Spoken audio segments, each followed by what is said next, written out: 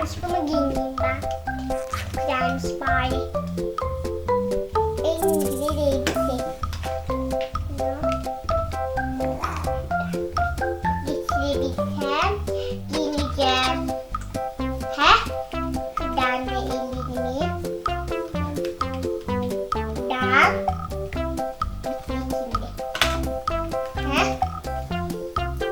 Buradan da bağlayayım. Sonra hazırım. Ayakkabı giyeyim. Bunu beğendim. Bakın güzel. Yok. Bu bir yerin gideceğim. Ayakkabılarımı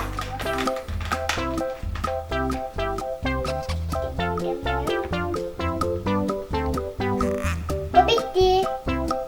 Benim de marketime giyeyim. Bu da giyilsin.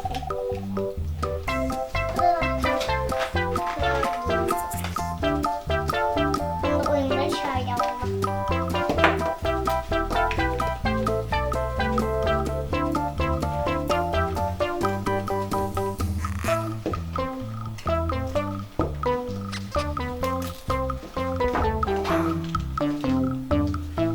Hadi bakalım, ben de giyineyim. Biraz sabırsızlandım. Hemen giyineyim de baloya hazırlanayım.